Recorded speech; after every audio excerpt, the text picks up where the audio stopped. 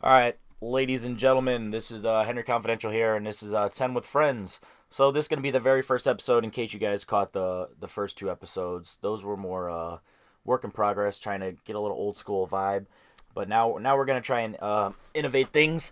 And so I came up with this idea of doing two episodes a week and having them coincide with the same topic. So the first one is going to be more podcast style, and it's going to be kind of like a behind the scenes of how we come up with a top 10 list for a given topic of the week. And that is going to be collaborated as a group. So that's what the podcast is. We're going to give our individual top 10 list for the topic, which this week is going to be top 10 romance films in honor of Valentine's Day that just passed a couple days ago. And if you are living anywhere where it's snowing, you know that it's not very sexy. So we don't really have that, but you are snowed in. So if you are extending your Valentine's Day with your sweetheart, here's a potential chance of some suggestions from two manly men. So, my guest, if you watched the very first episode of 10 with Friends, Madi Raymond. Madi, thanks for coming back on again. And what are your Oh yeah. thoughts generally on romance movies, and how are you going to convince us that some of your 10 are the 10 to choose? Uh, if you ask my girlfriend, I am not the most romantic guy. I mean, I try. Like, I'm not gonna say like, oh, I just throw it out there. I do my best, but it's not great. Romance movies, not really my thing. But there's movies that have romance in them that I do enjoy. So I'm gonna go with my list on what those are, and there's gonna be some like random hits in there that you're gonna be like, oh yeah, I guess that technically has romance in it, but it's not a romance movie. Uh, but we'll see how. I feel like maybe two of the movies on my list might be on yours. Like the first time it was like maybe four or five, and there was four of us.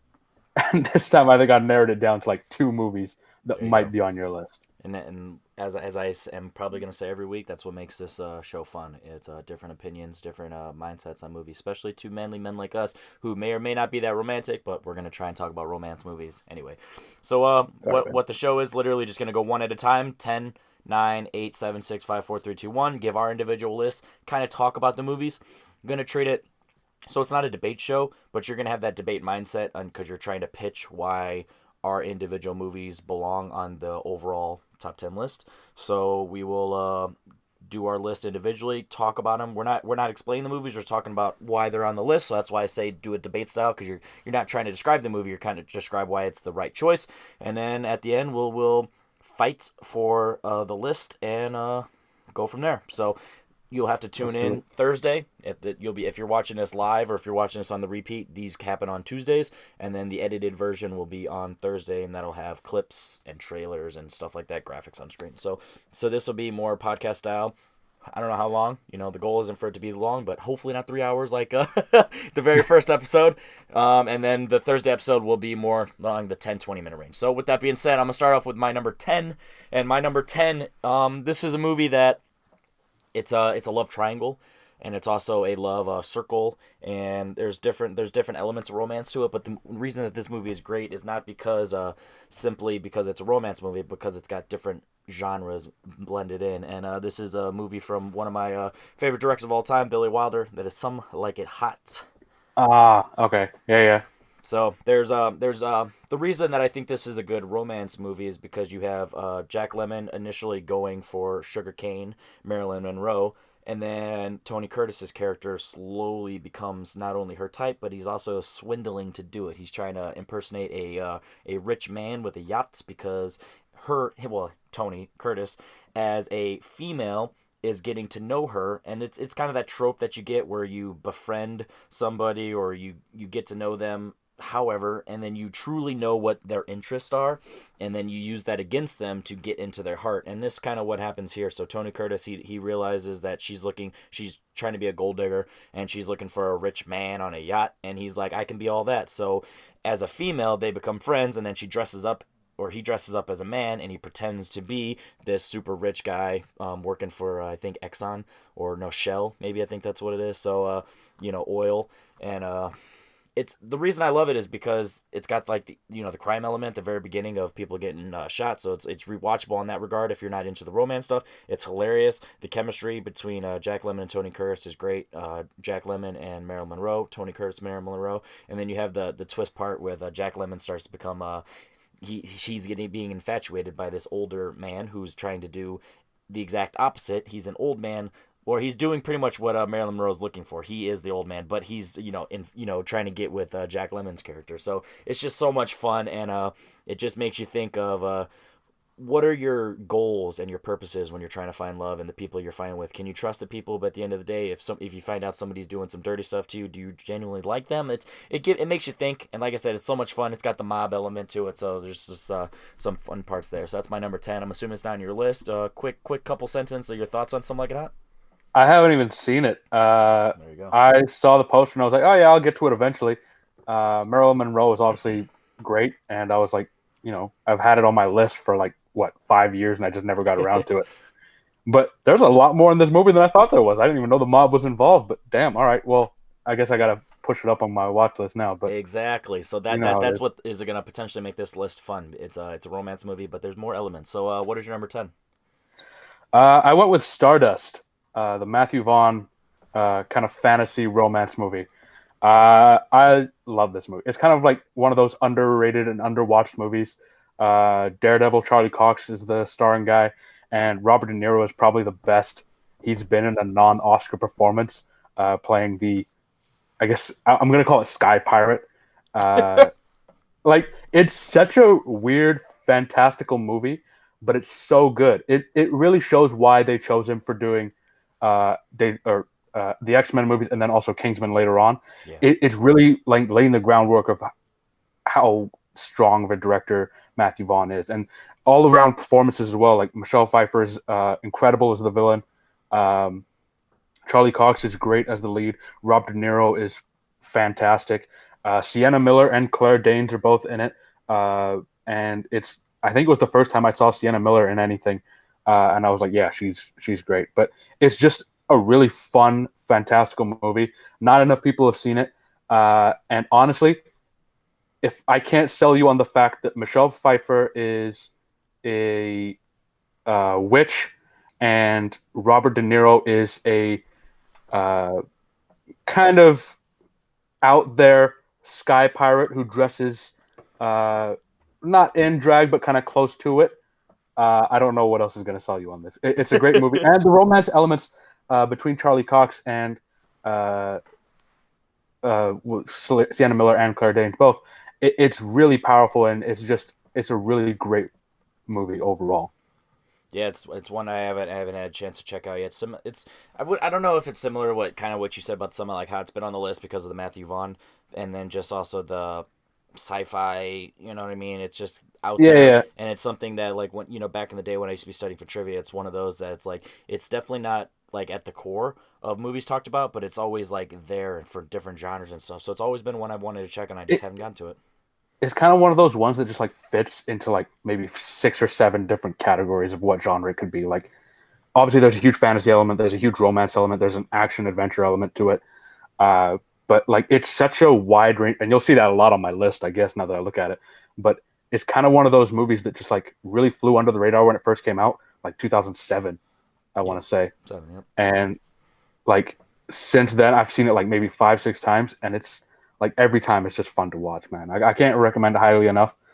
Like, and it's not even like you have to be into film or whatever. Like, it's a fun movie. Like, anybody can watch it and enjoy it, and it's just like a hell of a good time. There you go. Definitely gonna have to add to the list, and that's something that I'm gonna really enjoy this show for, because it's just gonna force me to watch movies that instead of rewatching my favorites. My number 9. There's a chance that this might be on your list just because it's one of those popular ones, especially within the film community. Jim Carrey is known for his wackiness, but when he steps out of his comfort zone and he really settles down, he can get performances like this and movies like this. That is Charlie Kaufman's written and Michel Gondry directed Eternal Sunshine of the Spotless Mind. Yeah, that was an honorable mention for me. So this is a movie. Yeah, this is so the reason it's at the bottom is just because I have ones that just get me that are a little more rewatchable. But for this one, the romance element to it at the very end of the movie, without getting into too much spoilers, because if you haven't experienced this for some reason, then you want to really have that natural reaction. But at the end of the movie, it really just makes you think, like, what would I do? And it really makes you think and puts you in the shoes of the main characters. And I love movies like that that make me think about, would I make the same decision? Because whenever you watch a movie, you have loose ends tied up and happy endings and all that stuff. But this one, it's ambiguous in terms of, is it a happy ending, is not. It's all up for grabs, and it's up for debate. And it's one of those where it's like, you have different perspectives, and I love that you can really think about a movie like this that's not so cut and dry. Nobody's perfect. It really showcases the good and the bad from both Jim Carrey and Kate Winslet's characters. And it's got some funny moments. Joel and Clementine, they're characters that Oh yeah.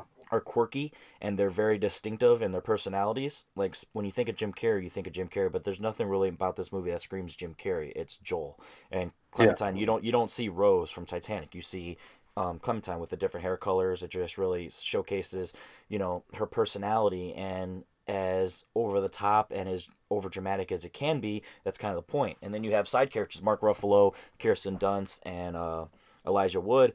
And it's things where it's like, they're distinctive in their own right, and Tom Wilkinson. They all have their own personalities, and I love that, because the story is so complex and the concept is so complex that the characters can get lost in the wind, but they all have their own traits and their own personalities, like I said, to stand out and become memorable. And there's things within the movie on rewatch that you can watch it, and you can like, there's three different romances if you think about it. You have Joel and Clementine, you have Elijah Wood and Kate Winslet, and then you have four. You have Mark Ruffalo and Kirsten Dunst, and you have Kirsten Dunst and Tom Wilkinson. So there's Right. so many layers to this movie that, like I said, it's complex, but there's just elements that you can grasp onto for different periods of your life and different periods of your relationship. You're with somebody, like I said, it makes you think, and I really enjoy that. And it's not a tear jerker, but it's one of those that just gets you in your feels, even if it kind of like brings you down. It's a good down, because, like I said, it makes you think. Now, it could make you appreciate what you have, it could make you appreciate what you've lost. There's different mindsets it can put you in, and different points of time when you're watching it, you can react to it differently, and that's why I really enjoy this. So, as an honorable mention for you, quickly, why did it not quite make the list? Honestly, I don't want to get into too many spoilers here, but like the whole movie kind of is about a breakup between the two, right? Mm-hmm. So just because of that, I was like, based on the movie being about a breakup, I was like, it's not the most romantic thing, That's fair. So I kind of docked it on that. But honestly, this movie is probably my favorite Jim Carrey movie. Like, it's because I love Jim Carrey when he's manic, and like Sonic the Hedgehog, I loved when it came out last year. I thought Jim Carrey was great in it. The Mask is obviously one of his great ones. Dumb and Dumber is fantastic, but this movie was like a slap in the face and like making you realize, holy shit, this guy's got chops. Yep. Like, he's so good in this movie, and being opposite Kate Winslet is not an easy task, because she's probably top 5 actresses that we got right now, and he's going toe to toe with her in the entire movie, and it's something to watch. Honestly, like, it's such a great movie. I didn't put it higher just because of that one element of it not being the most romantic of movies. That's Although, fair. yes, the ending is kind of, you know, uh, but Hopeful or whatever, yeah. like it has that element to it, like that. There's like, all right, there's futures for him, but it came at romance in such a different way, and like hits you in such a weird way that you're like not even sure if it is a romantic movie, but it kind of is at Yep. the same time, even though it is a breakup movie. I kind of put it with like Annie Hall and uh, like Forgetting Sarah Marshall. That even though they're great breakup movies, they're also great romance movies in the first place. Yeah, so my thought about it is, when you think of what romance is, you think of romance, like I said, there's different levels to a romance. Like I Yeah, said, there's honestly, in this, you have the breakup in Jim Carrey and Kate Winslet. You have the new relationship with Elijah Wood and Kate Winslet. You have the kind of cute honeymoon type of new relationship that's, probably no strings attached, with Mark Ruffalo and Kirsten Dunst. And then Kirsten you Dunst. have Yeah, the whatever, however you want to describe Kirsten Dunst and Tom Wilkins. You know what I mean? So there's layers. yeah, So it just, like that's why I thought this was a good one to talk about, because people think of it as a great movie. People think of it as an underrated Jim Carrey movie, but there's romance that's like I said, it makes you think, and that's what I like in my movies. I don't like them so It's straightforward. honestly, yeah, it's honestly brilliant. And I mean, Charlie Kaufman did a fucking fantastic job writing it. Like Yeah. as good as everything else is, writing a movie like that takes something else, man. Like I And don't there's know. that sci-fi element to it that so it makes it Yeah, stand definitely. out. Like So the it's not sci-fi so. element of how the whole thing happens is. Hmm. It's I unique feel and like it's people written should have seen this movie. I want to not spoil any of these movies, but at the same time, like this is a movie you definitely have to watch. Like this right. is like of all of the movies that I list today, this is for sure one that you like. I recommend to everyone, Yep. no doubt about it. Even if it's just a one-time thing, just to not even to knock it off the Yeah, list, just because you're not going to regret it. It's a guarantee. Like you're going to get something out of this movie. So that's why exactly. I had to put on the list for the romance. So number nine. Let's see if you got something that I enjoy. I think the first show I wore something that was kind of relevant to what I was talking about that show, and same thing this time. I'm wearing the Wonder Woman hat.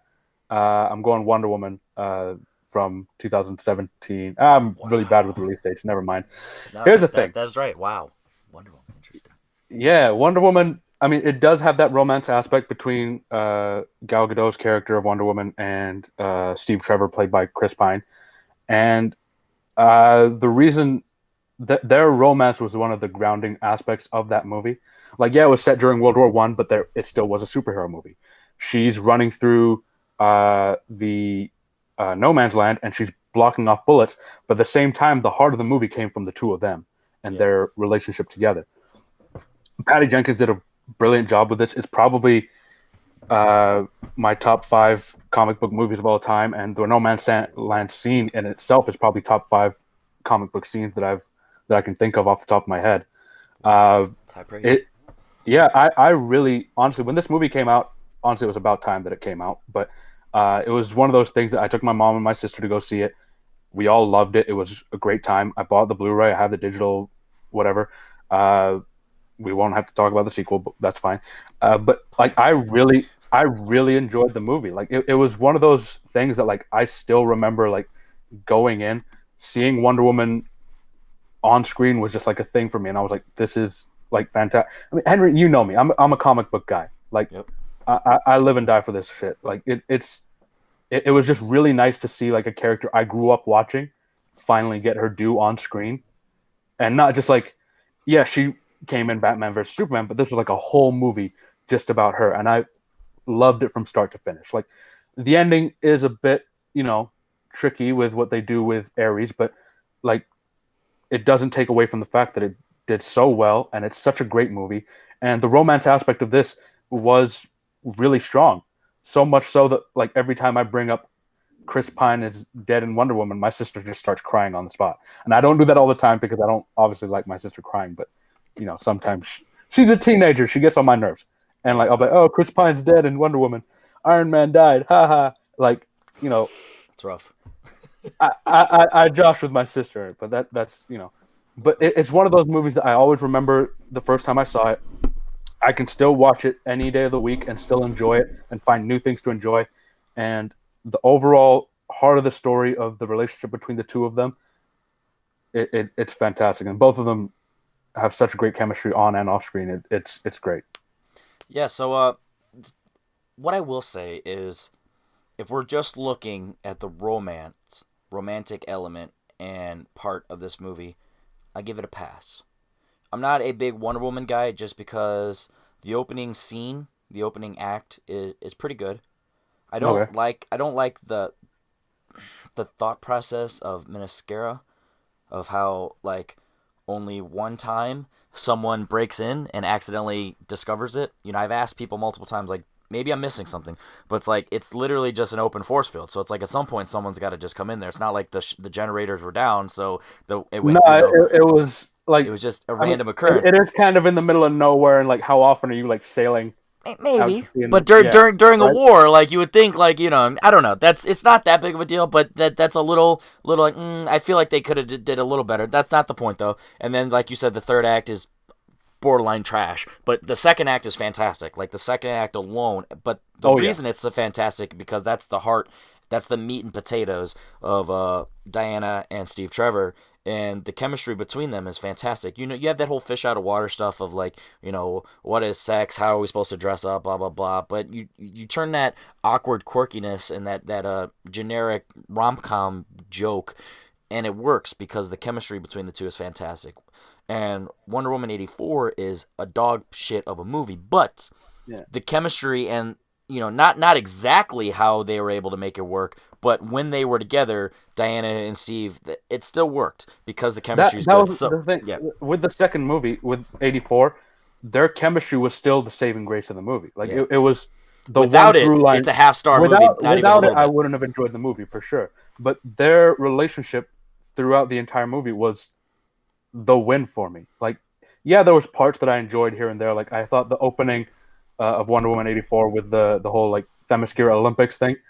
I enjoyed cool. that, but like throughout the rest of the movie, the main aspect that I enjoyed was their relationship, Yep. and that's why like I was like putting this list together, and I was just went on YouTube, and the Justice League Snyder Cut trailer came up, and I was like, you know what, Wonder Woman probably has the best romance out of anyone in this series so far, and I really enjoyed the romance aspect of it. So yeah, I had to put it on there. Yeah, so I don't hate it. I definitely get it. We'll definitely have to argue about it being on the final list, but hey, that we'll boy. get to that All point right. when Let's it go. comes. So this is one that we'll talk about later because I already know it's going to be on your list. I already know it's going to be higher, and that is The Princess Bride. Send it. Yeah. Send it. we'll talk about that a little bit later. You already, I bet you, we know each other pretty well. You already know where it is on my list. I guarantee you. I So, do. like, there's no way you knew going in, like, oh, we might talk about. Yeah, you fucking know where it is. Come on, That's get one. outta So here. I'll let you double up. What's your number 8, and let's see if I can guess. Number 8 is Groundhog Day. Okay, so before you start talking, that's one that I need to revisit. I bought it recently, and it's one that Okay. I've been wanting to watch. So it's not top 100 material yet. It's not best Bill Murray yet. It's one that I've seen once a long time ago, and I remember liking it. But it's just one that I don't have All right. a true opinion for. So I wanted to start off by saying that the floor is all yours. I'm not going to argue anything you're saying because what you're saying is probably right. But I can't justify saying one way or the other, committing to it until I rewatch it. So it's all yours. All right. So I watched Groundhog Day with my girlfriend last year, kind of near the beginning when the pandemic was starting. And she was like, everyone's telling me, like, oh, Groundhog Day is how the pandemic is going. What do they mean? And she had never seen it. So we watched it together. And I was like, it's basically living the same day over and over again. The only way we get out of it is if we actually open our hearts to one another and care about each other, which is kind of how this pandemic is going to end, people. Stay inside, wear a mask. It's not that hard. Like, just don't be a dick. So we watched it together, and she loved it. And I, as always, loved it. Bill Murray is probably at his... I don't know if it's his best, but next to, like, Ghostbusters, it's probably his best movie for me. And obviously, like, overall, this cast does a phenomenal job of having to repeat the same day over and over again. And the concept... I mean, we're seeing that now with like a bunch of movies kind of following that same trope. Palm Springs, I think it was last year, kind of had that, and then Edge of Tomorrow did it. Edge of Tomorrow did it, and then something coming out recently, pretty close with Frank Grillo, Naomi Watts, and Mel Gibson in it. What the hell is it called? Like Boss Level or something. I think it's called Boss Level, if I'm not mistaken. Sure. But they have like a Groundhog Day theme to theirs as well, and like it's one of those tropes that it came out then, and everyone's like, "Oh, let's do Groundhog Day," except with this spin-off. Like it's Die Hard in a plane or Die Hard on a boat. Exactly. It's kind of got that effect to it as it's gone throughout time. But it's such a great movie. Bill Murray playing this kind of starting out as this egotistical, I'm the star, I'm the best kind of guy, and then slowly throughout the course of who knows how many days of suffering, he's like, he's a weatherman, you know right? what? Yeah, he's a weatherman for Pittsburgh or in Pittsburgh, and slowly throughout the course of the movie of repeating the same day over and over and over again, and learning so much not only about himself but about everyone around him and the entire town of Punxsutawney, he becomes this person that you're like, oh, I can be a nice guy. I can care about my like fellow coworkers. I don't have to be like, oh, I'm just going for the big networks, or I'm doing this or I'm doing that. Like, he learns to care about more than just himself, but the romance aspect that he has between himself and shit, I'm blanking on the name. Go ahead, I'll find it. Keep going. Yeah, so the romance aspect that he has with her, it's so Andy heartfelt McDowell. because that's what it is. I was gonna shoot myself if I didn't get it sooner or later, but the romance aspect that they have together, it's just so wonderfully well done. And towards the end, where it's like there's a scene, slight spoiler alert, I guess, for a movie that's like 30 now. They're in bed together, and he's told her that their day is gonna reset, and like it's 11:59, and then it hits midnight, and she's like, "We're still here," and he's like, "Oh, it resets at like 6 a.m." Like just that line alone is like so funny to me, and she's like smacks him, and then he wakes up at 6, and it's again the same day over and over again. It's one of those moments that's like it's so heartfelt and it's so funny, but at the same time so heartbreaking. And it's one of those Yeah. movies that I don't think a lot of movies are able to replicate, even though they do a lot of restart the same day over and over again tropes. That's one of the ones where it's like, yeah, you really feel it in this one. Yeah, I guess adding that romance element. I mean, if like we were talking about with Palm Springs, how it does the same exact thing. So you really have to build up the characters, and you have to like have an arc, and that's what honestly Palm Springs and Edge of Tomorrow even misses. 'Cause, I mean, even in Edge of Tomorrow, he becomes kind of a badass and not some cocky general. But I mean, really, he doesn't change too much. Whereas in this movie, I Yeah, do remember he humbles himself. He becomes like you said, a good friend, a good coworker, a good lover. A good romance. You know what I mean? He truly becomes a new person.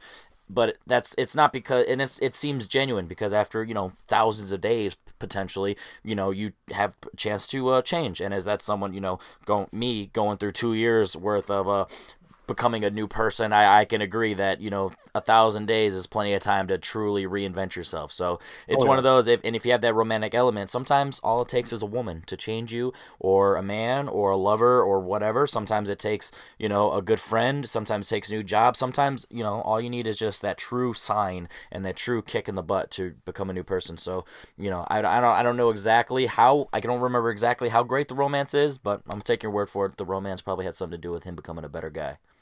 oh yeah. It was like one of the driving forces, or for me, I felt it was one of the driving forces. But it's such a great movie, man. I can't wait for you to rewatch it because it's one of It's those rewatchable movies too. Like you can watch it 1,000 times.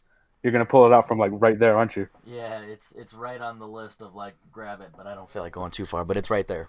That's fine. I don't want to. I don't want you to stress yourself or anything. But no, it's so rewatchable, and like I could probably watch this every day for the next like 3 years and not get sick of it. Like That, it's got that kind of feel to it. And even though that's basically what the movie is, it's just doing the same thing. It's one of those movies that I could do that and have no problem. there you go. So this one, my next movie is the exact opposite of this movie. So Groundhog Day is the same day over and over and over again. This movie is just one day. 9 years after another day. Within a trilogy that is separated 9 years apart.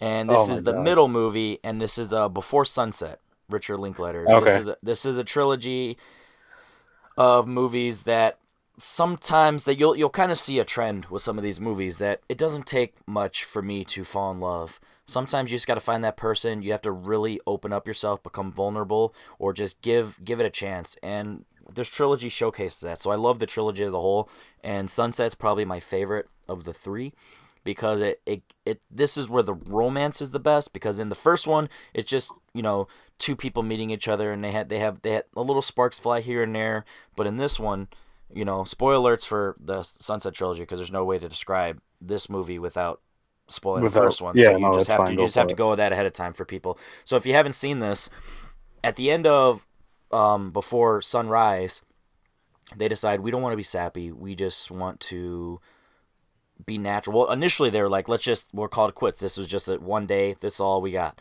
And then they were like, no, I don't want to do that. I want to stay together, but also I don't want to be too lame. Let's not exchange numbers. Let's just meet back up. So they decided to meet back up in 6 months. Cut to 9 years later in this movie, they didn't do it. He becomes a best-selling author, a small best-selling author, but a best-selling author writing about the story of the day that they met. He has his final tour in France or Paris, and that's where she lives. So she comes to visit him. That's literally the first time they saw each other in 9 years. And the romance, the reason why this romance is so strong, they haven't seen each other in 9 years, but you would not know it based on their chemistry and just based on the writing of these characters. They're vulnerable at times. The way that they're able to playfully flirt, but also be respectful because he's married and they just haven't seen each other in 9 years. So she's gonna have some respect for her. She's not just gonna jump his bones, even though she, had a crush on him 9 years ago. You're not just gonna go ahead and jump his bones. 9 years is a long time, but they have enough playful banter back and forth that it just shows the chemistry between the two, and it shows the true nature of how you can really feel for someone even after just one day of meeting. And so the reason that I genuinely love this movie and this romance is just because this isn't even a full day in the second one. It's just a couple of hours. Like, I would even say an hour, pretty much, is what an hour I or think two it, is what yeah, it's, like a yeah. couple 2 hours maybe. That's really all it's depicting in this movie. The first one is a full day. They meet, in the afternoon, they go all the way until the very morning. So you almost have a full 24 hours in the first one. But this one, it's just an hour or two at the most. So the fact that they're able to pretty much re-fall in love, or just re-spark that love, potentially, after just 2 hours and 9 years in between, that's fantastic. And that just shows just sometimes how it goes. And a lot of people, they want to fight that. But at the end of the day, at least in my opinion, I think it's possible to fall in love with somebody in one day. It's rare. I'm not trying to be too cheesy. But it's possible. And this movie showcases that, because the chemistry and the vulnerability that they have. And I like that when they're asking each other questions and they're getting to know each other, they go straight for it. You know what I mean? They're not trying to hide. They're not afraid to ask the hard questions. And sometimes, it could be a rebound. But if you open yourself up with the rebound, then that's how you could build that chemistry. And I think it's fantastic. And then if you go into midnight, you realize that, it may be or may not have been worth it. I won't start spoiling the rest of the movie, but just know at the end of the first one, they decided not to see each other for 6 months. It ended up being not 9 years, and that you wouldn't think they skipped a beat. And I've had exes where I haven't seen them in months or years, and then you have that chemistry. So I truly believe that's that happens, and it's possible. So Before Sunset is a fantastic romance movie. So clearly it seems like you've seen it, but it's not on your list. Quick little couple sentence thought on it. I enjoyed the movie for what it was, but I mean, I said this at the beginning of the show. Romance isn't really my, like, not usually my wheelhouse. Like, I enjoy them for what they are, but they're not like, I never go into a romance movie and then come out like, oh, that was great. Yeah. Like, I enjoyed it as a film, but it just, it didn't hit me like the other movies I have on my list. There's other movies that are more romance based on my list, like a couple of my next ones, but it wasn't one of the ones that like struck me in that way. Yeah. Also, I forgot about it when I was making my list.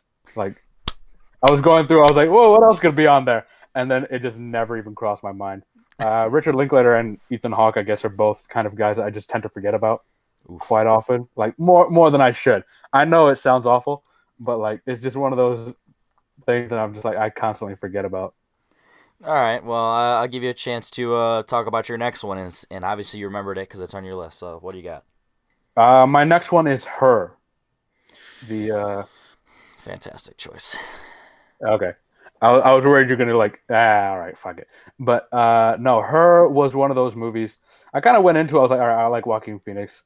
He's falling in love with Siri. Like, let's just see what happens. He's falling in love with ScarJo. Be cool. I know. Siri is nothing like ScarJo. When I went into the movie, I was just like, this looks ridiculous, but whatever. Have you heard her talk? I'm in love too, bud. I have, yes, but I'm not gonna go into the full story, but it was like I've also heard Kristen Wiig yell, "Choke me with that dead cat." So I mean, you know what I mean. And that did wonders for me. No, like it was. My search history is gonna be so messed up after this. No, it was like it was like a Tuesday, so I just went to go see it because I was like, all right, it's a cheap movie day. I'll go see Her, like see if everyone's like talking about it the right way. I walked in like with literally no expectations. I was like, all right, Joaquin Phoenix is gonna act, and then the rest of the movie is gonna be whatever. But I was blown away, man. Like it's such a great movie.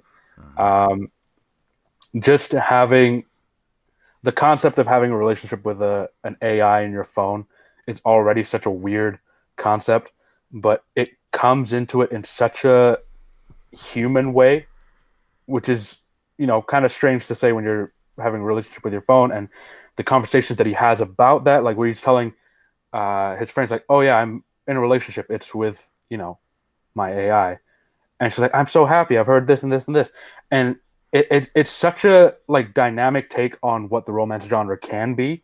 Mm-hmm.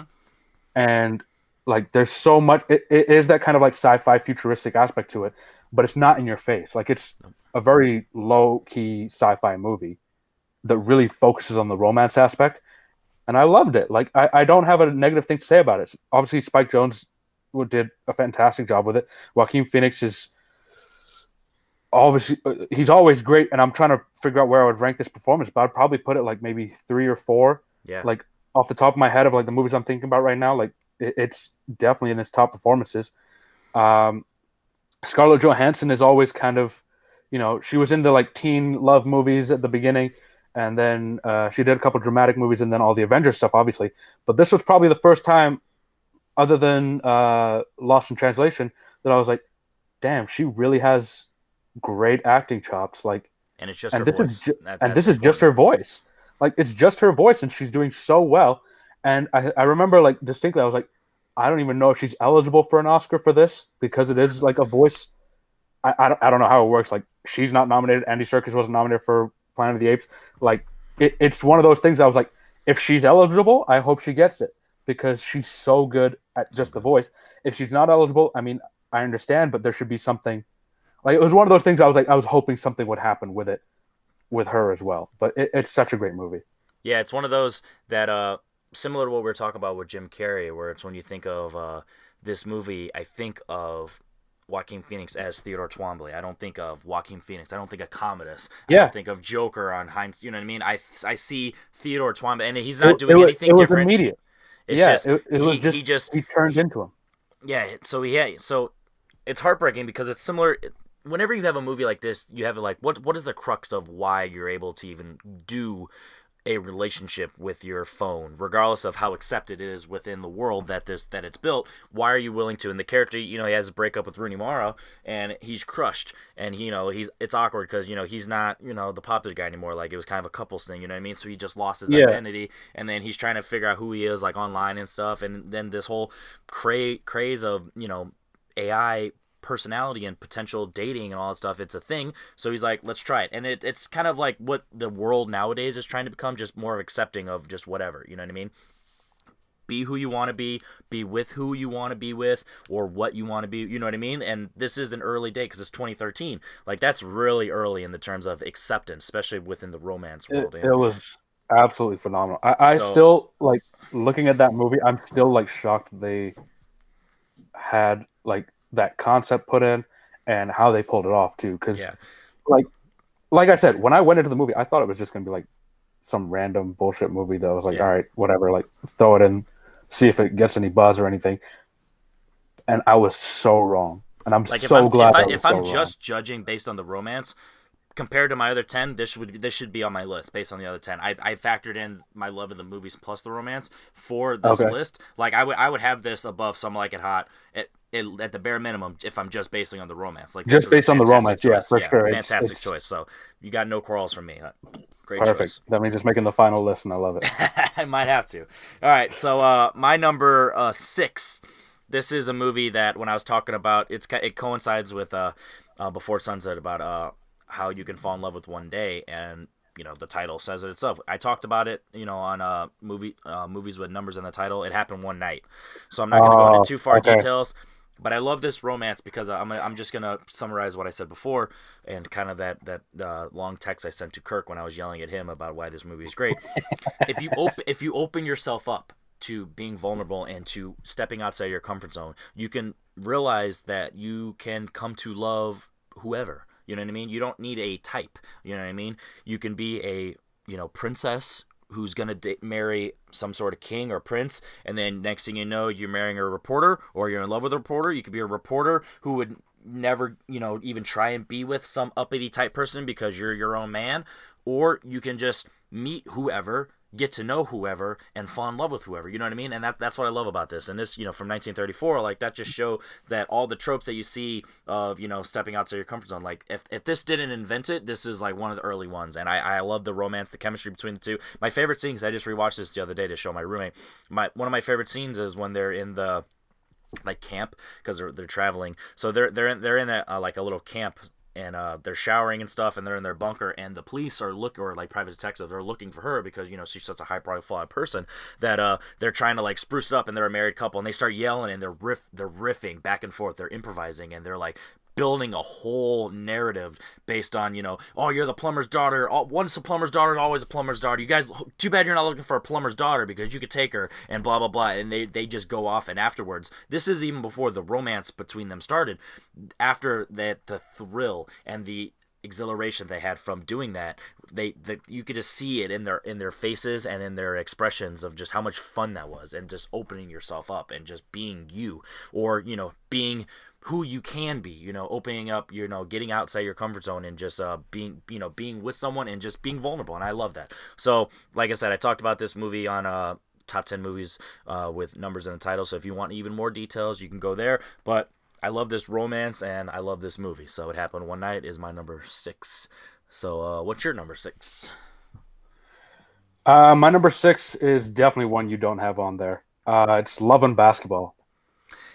I have not seen it, so we won't say definitely. We'll only say definitely because I haven't seen it, but I don't know if I would like it.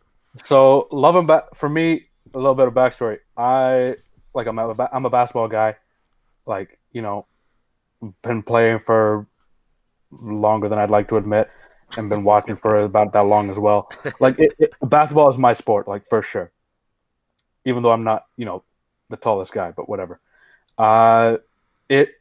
This movie was like my dream romance for like way too long. Like, it came out in like 2000. I think I started playing in like 2005, like more competitively. And like I watched it in like 2010, and I was like, that's it. That's the goal. That's what I want in my life. There you go. I want to play for the Lakers and then get injured and then have my wife in the WNBA. No, like it's such it's one of those great things because it follows them throughout different times in their life. Obviously, as children at the very beginning, and then kind of in their teenage years when they're playing in like high school era, and then also as adults. And it follows them kind of like how the Before trilogy does, but a lot more condensed, where that they have feelings for each other, but they have this whole thing where we were friends as kids, we were friends, but kind of there as teens. And then as adults, he's with someone else, she's with someone else, but that they both really care about each other and they want to be together. Not to give the whole movie away, but it follows. If you're a fan of basketball, you're going to love this movie. And just general romance as well. If you're just a romantic person, you're going to enjoy this movie. The basketball elements are kind of on the side. I also love that, this is a romantic comedy, or not comedy. It's like a romantic movie between two people of color, which is not something that we really see a lot that's in the public eye. Like, we see some more often now, but a lot of them are like kind of BET movies, which are great in their own right, but this was kind of like a big deal. It felt more mainstream and more accessible. It definitely felt more mainstream, and it was more accessible. I think it's on Prime for the US people if you guys want to watch it. And it's really great. Like, it's like they're both basketball players, so they're both very competitive with each other. Yeah. They're both great players as well, so it's not like they're taking it easy on one another when they play. And Omar Epps and Sana Lathan do such a great job in this performance that you almost feel like you're just watching two actual adults just like skirt around the fact that they care about each other until they actually get together. But yeah, I'm not going to spoil too much about this movie because I want everyone to try and experience this. It is very underseen because I know not a lot of people either are fans of basketball or whatever, and you're like, all right, whatever, I'll leave it on the back burner. But it's definitely one that I recommend everyone watching. And the fact that I put it above Her and Crazy Stupid Love and all these other movies that I wanted to put on my list should tell you a lot about how much I love this. That's fair. And I'll just go because I haven't seen it, so I don't have an opinion. But I will agree that just looking at the poster, it's them holding up the basketball and kissing. It just looks a little cheesy. Yeah, so you're describing that there's more elements. So I've been wanting to watch it anyway, but I'll definitely give it a chance now. I'm taking your opinion, and I appreciate it. It's definitely cheesy, but it's just that right amount of cheese. You know what I mean? Yep. So my number 5. This is a movie. Speaking of cheesy, the first half of this movie is cheesy as hell. there's a gimmick, and there's a whatever, I can't think of the word right now, but there's a gimmick, and it's about time. Donald Gleason, Oh my the first god. half of the movie, all he wants is a girlfriend, and the people in his family, the men in his family, to be more specific, can travel in time. And so he uses this to his benefit, similar to what I was talking about earlier, talking about somehow you're able to, you know somebody and you're kind of squirming your way and you're able to use that to fall in love with them or have them fall in love with you. But this movie has more layers to it. So the reason that this is on my list is not, obviously this is high for me personally because I love this movie, but the second half is not as romantic. There's romance elements because they're a couple, but the first half of the movie, I love it because it's him courting her and it's him trying to get to know her, and he just, lucks up. At first he thinks that Margot Robbie is his love of his life because she stays with him for the summer, their family, and then she's like, oh no. And then so he's all heartbroken and stuff, and then he just lucks into this kind of like blind date. It's actually a really cool concept. Kind of weird, but really cool, where you go to a dinner and it's all dark and you're just meeting people in the dark. So you're actually getting to know somebody based on their personality and their conversation, not their looks, and that's pretty cool. I like that concept. There's a chance there's a little gray area there where it can get creepy and weird, but the concept of it means well, and I like that, and it kind of opens the door to what I'm talking about, my overall theme of just being vulnerable, giving yourself a chance to meet and be with whoever you want. You know what I mean? Not your specific type. So I love the chemistry between Donald Gleason and Rachel McAdams because on paper it really doesn't work. You know what I mean? Like she's a baddie and he's kind of a scrawny little redhead He's twerp. Donald You know Gleason. what I mean? Exactly. Let's not beat Exactly. around the bush. So it's like not... on paper it shouldn't work, but because they genuinely got to know each other, well, he was a little slimy. Well, no, let me rephrase. The first night they met each other, it was perfect, but then it just didn't work. So then when he went back in time because of, X, Y, and Z, they never met. So it's not like he technically is using his powers, quote unquote, for evil. He just happened to really be into a girl. She happened to really be into him. And then, fate happened to where he couldn't go about it future, so he had to go back in time and re-meet her. So he had to be a little squirmy and a little creepy to get to that point, but since the intentions were right, because they had that chemistry off the bat, and I just I love the concept that they were able to just get to know each other and form a relationship and a marriage together. And then the other elements of the movie, which I love, but they're not romantic, so I don't need to go into details about them, but the chemistry between the two is fantastic. And like I said, it gives me hope thinking that I could pull Rachel McAdams because I just need to meet somebody and tell them my personality. Yeah. And then next thing you know, I'm some scrawny redhead. So I love About Time, and I love the romance. Probably, now that I think about it, probably should be a little lower just because the romance, I would pick other movies just specifically on the romance, but I had the movie higher because I just love the movie. So, that's trial and error with this. So I won't fight you if we put it a little lower, but what are your quick thoughts on About Time and your romance specifically? I had it as number 11 on my list. Woo! Like it was this close. Honestly, it's such a great movie.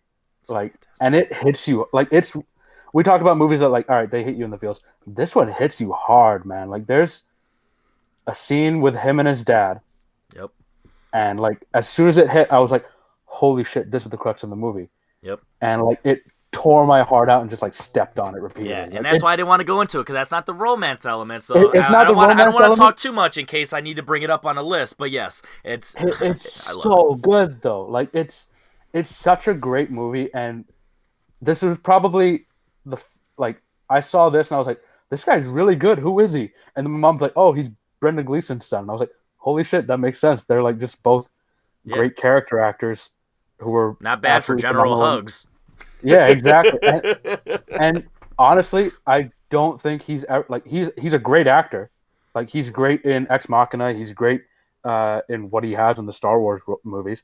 And then in The Revenant as well, he was, pretty great.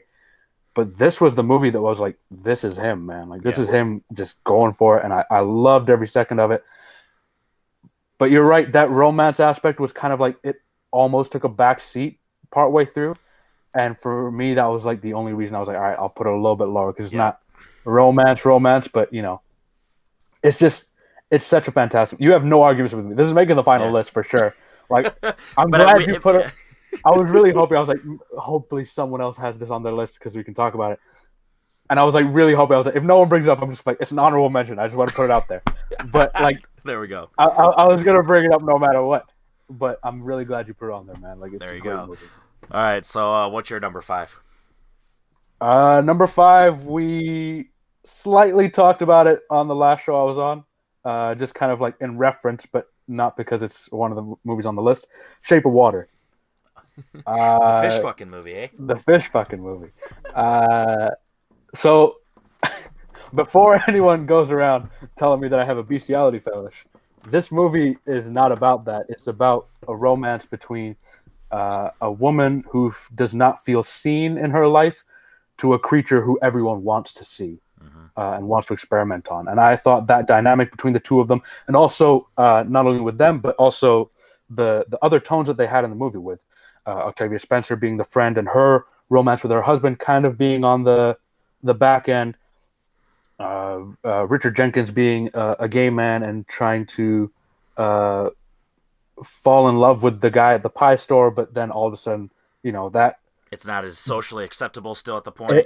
yeah, because Her it's set her in a being time where black, him being gay. It's like those are things you just can't handle. So it's kind of being the yeah, outsiders. And yeah, it's a movie about being outsiders, and me being a person of color and like basically called an immigrant no matter where I go in the world. I felt that like it's one of those things where you just kind of you go in, and Guillermo del Toro does a brilliant way of storytelling. Doug Jones does a beautiful performance as the fish man. I can't remember if they have a name for him, but just the creature, I guess. But it's done so well, and there's never a point that you're like, oh, this is weird. Like, usually in movies that they have like that kind of romance, you're like, yeah, this is a little weird. No, this is like just it's heartfelt. You know that they care about each other. The sex scene's a little strange. Like,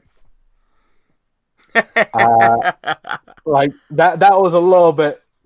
Yeah, I'm glad they brought it up because people were curious, but it's such a well told story, and Michael Shannon as well does a phenomenal job as the antagonist of this film. Like overall, everybody in this, I thought it was going to be like it was going to sweep all the Oscars that was nominated. I saw it and I thought this has to win just about everything. I thought it was going to win Best Actress. I thought it was going to win Best Movie or Best Picture, Best Soundtrack. And the soundtrack as well, very underrated, but it's such a great soundtrack behind the romance between everybody, and it's done so well, and I can't hype it up enough. yeah, it definitely sets the tone for the classical, love. Like I mean, it even showcases when they're watching shows and they're watching the silent film and the tap dancing and stuff, and it just how can you express yourself without words? And sometimes that's love is. Sometimes you don't need words. You know what I mean? It's we're not. I don't think we're talking about this movie, but it's one of the underrated lines in Pulp Fiction. That's how you know you found someone special, when you can just shut the fuck up in silence for a second and just sit there. You know what I mean? And that's kind of what this whole movie is. You're expressing yourself and you're appreciating the silence, and whether it's by choice or not. So it definitely, I like you said, it's outsiders stepping up, and it's this definitely could be a the next Avengers movie where the the amphibian, the mutes, the gay man, and the black girl all in the '60s in the in the Cold War, how they unite against Michael They have Shannon. a team up against the Russians. I love it. That's the sequel that I never knew I needed. There you go. But just So real quick, Guillermo del Toro does like oh yeah, absolutely fantastic. I'm This I'm is a huge Del Toro fan, and yeah, all of the movies. I don't think I've hated any of the movies he's ever done, but this is by far my favorite. Like, I love Pan's Labyrinth. can't agree That's the more. one for you. Yeah, But this one I think took over for me, and I was just like one of those movies. I was like, this is done so well. And like usually he does kind of I have like a lot of fantastical elements, even when it's toned down and it's just the one fantastical creature. It's such a brilliant movie. Like because the I just love and the can't hype it. craft of him developing the world and the creature itself, it just stands out, and it's unique and it's original and it's his own. You know what I mean? There's nothing about Exactly, it yeah. that And because you could say, oh, creature from the Black Lagoon, blah blah, but you don't think about none of that during this because of the world that he no, builds and like what he literally sets maybe around it. 2 seconds where you're like, oh, that's a creature from the Black Lagoon, and then after that, it's like, nope, Yep. this is completely different, and it's its own thing, and I loved it. Yeah. And keep him away from cats. My number That- four. Yeah. This is a movie that I love. This is a romance that I love, and this is I wouldn't call it a rivalry, but it kind of what you're talking about, love and basketball. How they're both basketball players, so they're both competitive. So it kind of has this there, and it's about the old washed up. Well, he's not washed up, but the old star and his new star is Oh my born. God. A star is born. Okay. I love the dynamic between Bradley Cooper and Lady Gaga. Okay, that one. All right. Okay, yes, relax. The good one. One of my favorite lines in the entire movie. It's at the very beginning where he's like, turn around. I want to take another look at you. And she's like, I hate my nose. He's like, I like your nose. And then she does this. Just the little things like that that just really showcases. I say that a lot today, but it showcases their love for each other and their chemistry and what they're able to do. It's little things like that. When you fall for somebody or you meet somebody and you're able to have something like that that stands out for your relationship and your connection with somebody. Because if you do this to somebody, to a random person on the street, they're gonna think you're a crazy person. But if you do that to them, then that really hits them in their feels. So when you think of that, it really stands out for like that's our thing. And the beginning of this movie, he's like, "Oh, I love your sound and I love your voice and I want to make you a star," essentially. And she's all shy and nervous. And once again, stepping out of your comfort zone. Now, not only does she become a superstar, but they become a team. And then eventually, she starts to outgrow him, and the jealousy comes into play. That has their competitive nature because it's not like he doesn't agree that she deserves to be a star, but he doesn't agree with the approach that she's taken, how she's letting the industry take over. And so it's not like he's becoming jealous of her that he's washed up and she's a star. He just doesn't like the approach that she's taken. But because they both have that competitive nature and that ego, it's hard for him to express that, and it's hard for her to accept that's his approach and his point of view. And I really love how they're able to manage that, but also their romance. Like even when they're fighting, and he starts to do stupid stuff because he's a drunk, that she still loves him. And like at the end of the day, the romance is there. And I'm definitely not going to spoil this ending, but just know that this movie, it really hits you in the feels for like how they've built this relationship and how they've built these two characters and the love between them. And the final song, without that love, it doesn't do anything. And it really hits you because you just hear it in Lady Gaga's voice, just how you're able to express yourself. And that's what music is, that's what romance is, that's what film is. And it brings them all together. And that's why I love this movie. And I'll never be ashamed to admit that. I don't care how recent it is, the recency bias. I love this movie. It's up there for me, and it always will be. And I love the music. It's beautiful. Bradley Cooper directed the shit out of this, and he really made that character his own. And Lady Gaga, I don't know if it's just because she's playing herself or what, but she did a fantastic job in this movie, and I love it. So, A Star Is Born is my number 4. And what are your quick thoughts on it? Bradley Cooper was fucking great in this. Like he was him and Sam Elliott for me were like the two guys that I was like I didn't like. I knew Bradley Cooper was a great actor. Like he's been nominated like what, like 8 times now. Same with Amy Adams. Like they've both been nominated so much that like you just expect it to happen. Uh, but like this was like the first movie that I was like, oh, he could win this one for sure. Like it's definitely in the realm of possibility him like taking this home because he's so good at it. Like he's so good in this role. He's so good at directing this movie. Um, Lady Gaga, even though she was, yeah, you're right, she was playing a version of herself. She was still great. Like there wasn't anything I could say about her performance that I would knock. Um, I'm definitely sick of the music from it, to be Not honest. me. Like, cause it. Here's the thing. Not me. I would go into the gym and it would play like every hour, like on the nose, like just the shot. Like I'm not gonna even try it. Like I'm not gonna hurt your viewers by singing, but like it would play Shallows like once every hour, and I got so sick of it. Like it was like, oh, I'm gonna try and time it so it doesn't affect my workout because I usually wear headphones. I go in and it's playing in the locker room before I have my headphones on, and then as soon as I'm done my workout, it's playing again in the locker room. It's like they didn't stop playing the damn song. All right, I'm done with that. But no, I enjoyed this movie for what it was. I definitely went in hoping to see more Dave Chappelle because I thought we haven't seen enough of him on screen, and there was only like 15 minutes towards the end. Hey, 15 Uh, minutes of the goat is good enough. yeah, no, he's phenomenal. I just wanted a little bit more of that. Greedy But this movie bastard. is great. It didn't make my list, but it's just one of those movies that like it really I didn't realize how much it affected me, like in terms of how much I related to the characters until the end. Yep. You know what I mean? Like I watched the whole movie and I was like, all right, this is good, this is fine, and then the ending happens. I was like, oh, holy crap, I do care about these characters. Exactly. Like you know, like Sometimes it's you one of take for those granted the story arc of a character. You know what I mean? Like when you go through a character, exactly. when you go through a story arc, you don't really understand the points until you get to the actual full circle arc.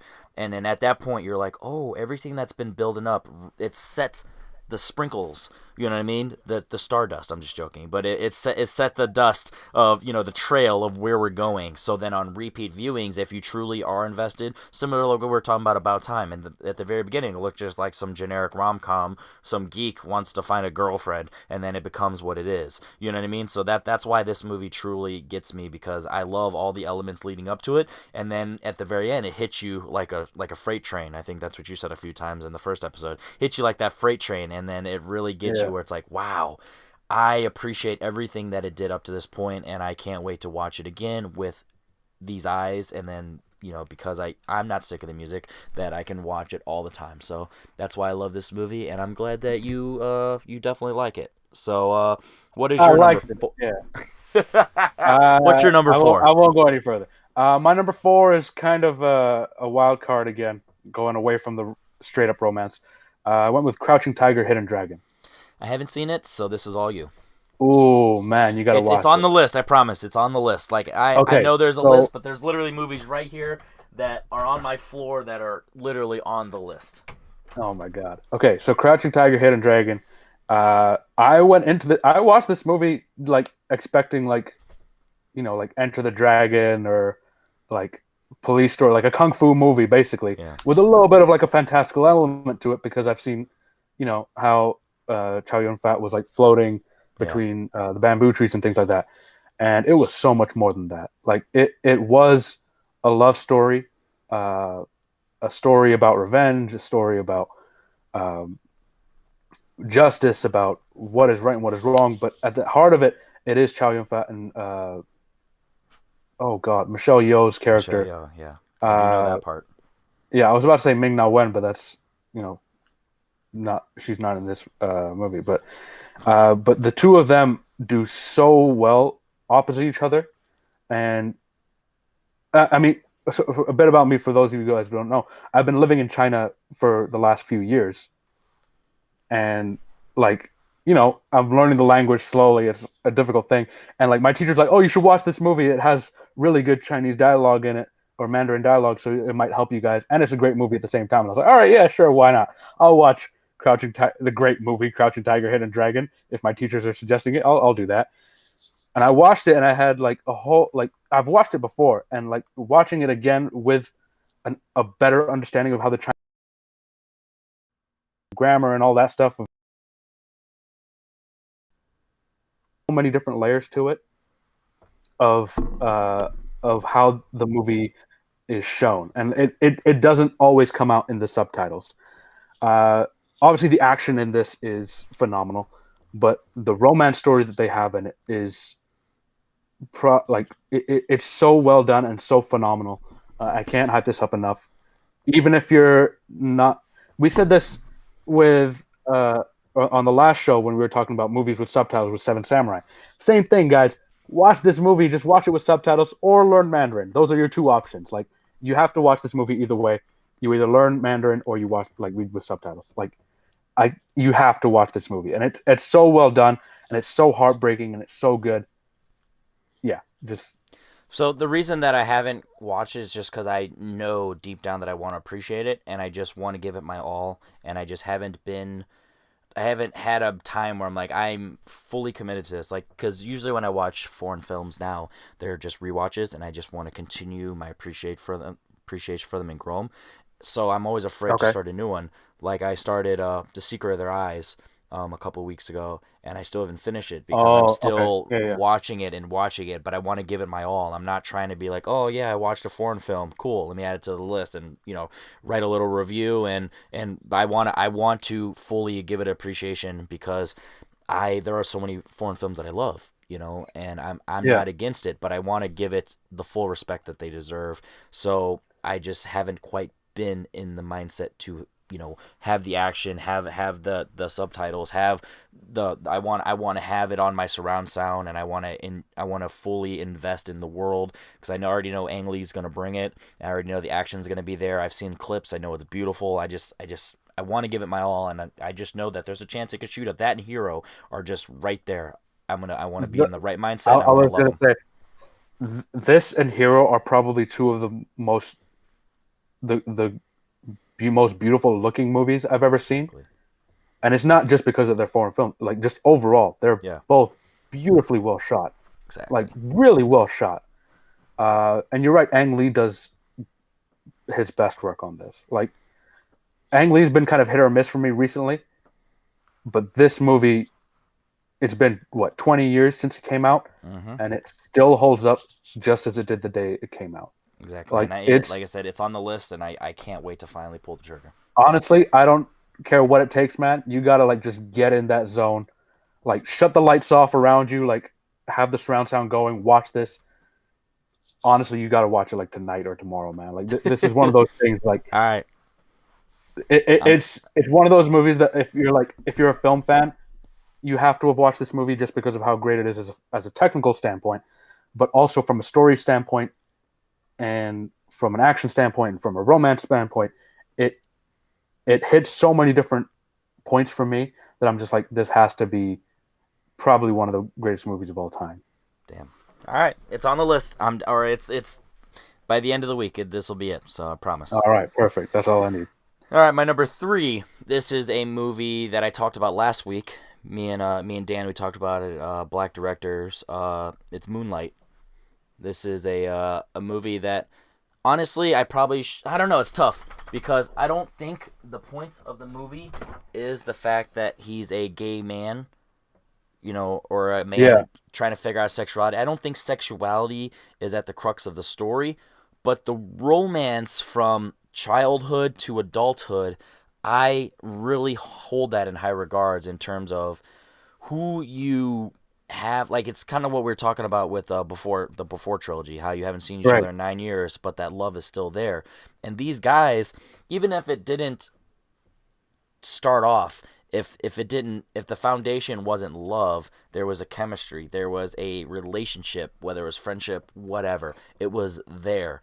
And so it's one of those things that technically the movie isn't a love story, and the relationship between the two men technically isn't even quite a love story, and it's not a romance, but the love that is there and the romance that they have, the chemistry between them as children, as teenagers, and as grown men, it's there.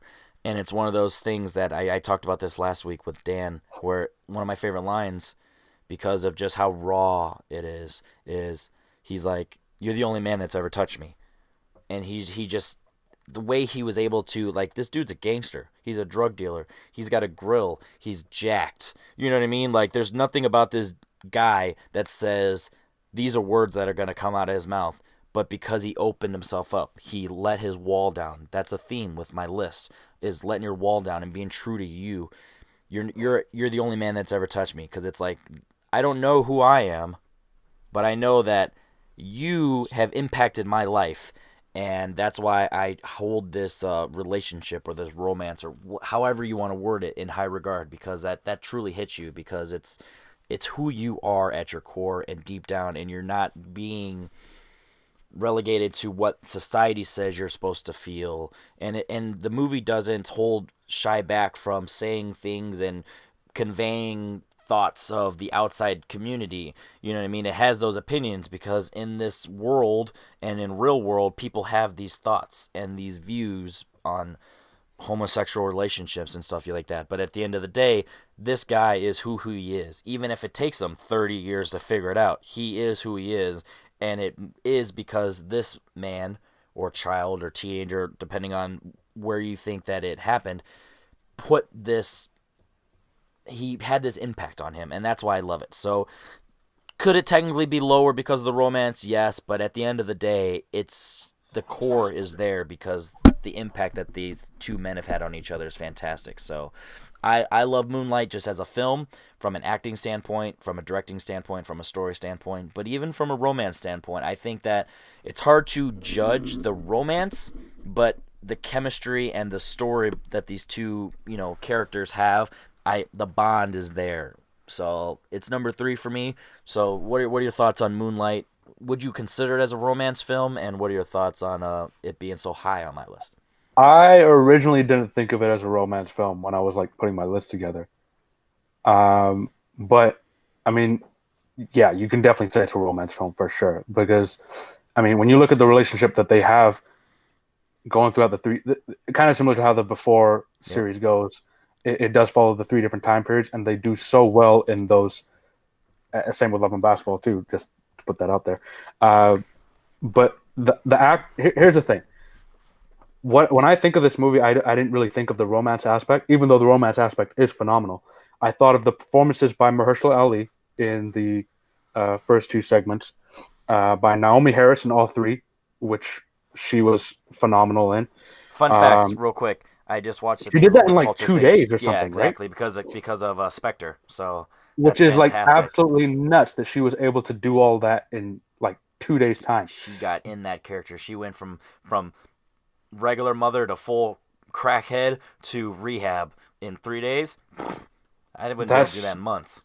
Yeah, I haven't been a mother yet, so I don't even know how you would do that. But no, like she does phenomenal. And then even if you go through the different timelines, both of the main actors, so whether it's Trevante Rhodes and Andre Holland, and I don't know the names of the kids in the other I know the segment. His first name is Ashton. That's all I got. Ashton something. Yeah, like and like any one of those like time periods, both of the characters are portrayed so well. Yep.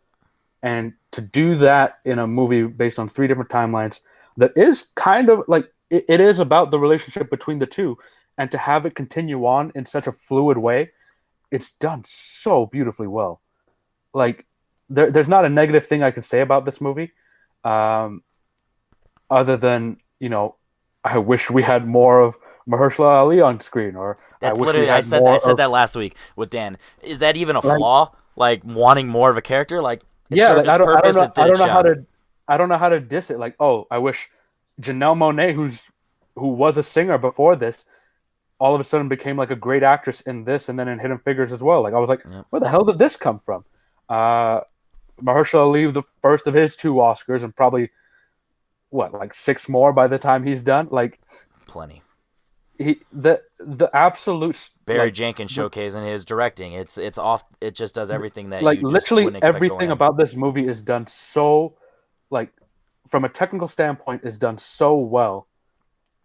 But for me, the only reason I didn't put it on this list was because I didn't really think of it as a romance movie. Yeah. I thought of it as like a coming of age, or like a coming of age, or like a coming out story of like being comfortable with who you are. And again, Trevante Rhodes does a brilliant job playing like not your typical, guy gangster, coming out. Like he's a gangster wearing a grill. He's jacked as shit. And then all of a sudden he's showing his sensitive side. Like it's one of those things that you just don't see. When he picks up that phone and he just has the little tremor in his hand. He just, and it's like, dude, like, this dude looks like he's gonna kill somebody, and he's afraid to talk to this man. Like I don't even know how I don't know how they found this guy to like portray like to do this sort of job, but he does so well. And like literally you could have named any of the like 7 supporting actors in this movie, and any one of them could have been up for that Oscar and won it. It's like, just fantastic. Like honestly, like they all did so well, and like there's nothing bad you can say about this movie. Honestly, that's why once I got over La La Land. Once I got over the beef between La La Land, because I'm a huge La La Land fan, I always have been, but at no point will I ever deny Moonlight's greatness, then I'll never shy away from talking about it whenever I get a chance. And here's my chance. So that's my number 3. What is your number 3? We're hitting the home stretch. Okay, number 3 is my well, okay, so number 3 is one of the movies that has the same director as another one that we've almost talked about. Rob Reiner's When Harry Met Sally. Okay. This movie for me is probably the epitome of what a romantic movie should be. Um, I mean, the relationship between Billy Crystal and Meg Ryan, and Meg Ryan was in like 30 different romantic movies during the 80s and 90s, and this one for me was her best one for sure. Carrie Fisher does a brilliant job in a supporting role, and it's just and there's the main story, and then obviously they have the interwoven cutscenes between various couples about how their romance started out, and like that little like sprinkling of like other couples, and like I'm not even to this day I'm not sure if they're real couples or if they were like portraying something and like reading off a script, because it's you feel it in their hearts, which is not something you can usually say. Like it's you see those commercials like, oh, we've been together for whatever, but you don't necessarily feel the love between the two people on the screen. This one, you feel it between everybody. Like the older Asian couple speaking about their romance together, still to this day drives a stake through my heart. And obviously there's the fake orgasm scene, which is to this day legendary. I'll have what she's having. Exactly. Like you can say that to anybody in the world and they'll be like, oh, yeah, okay, I know exactly what they're talking about. Me too. and not to just because I want to give him his flowers. Rob Reiner is one of the more underrated directors, in my opinion. I mean, this guy went versatile. He's extremely versatile. I mean, he did this, Misery. He did Stand By Me, another movie that we're going to talk about later on. But like the quality or Spinal Tap as well. Like every movie he does is such a different feel, but it plays so well, and I don't hate any of them. They're all great movies. And it has that stamp of Few Good Men. It has that stamp of just like Few Good Men as well. How the goal isn't to be Rob Reiner. The goal is to tell a story. And when you have a romance movie like this, you're telling the story. It's like, can a man and woman be friends? And even at the end of the story, can they? Like, is it contradicting itself saying that no, they can't? Or is their chemistry and their love for each other just that genuine that maybe men and women can be friends, but these two can't because they love each other? Exactly. Like, it's one of those movies that, like, I mean, people still ask, like, can men and women be friends? And, like, everyone always brings up this movie. Like, every time that debate's brought up in, like, public, this movie comes up. And it's one of those movies that will stand the test of time because of how great the performances are by Billy Crystal and Meg Ryan, how great the movie is that it's done by Rob Reiner, and just the story that they have and the story that surrounds them as well. I mean, they both kind of go into this movie as friends. They have or not at the beginning. They kind of start off as like, he's the asshole. And then, They literally meet on a road trip. And I was just about to say, this movie, it's like these other movies we're talking about. It's having the patience, letting the cards fall as they may. And it's about the genuine, natural chemistry you build. Exactly. And most of the movies on this list kind of have that as a point where it's not just, you met them and you're automatically in love, for the most part.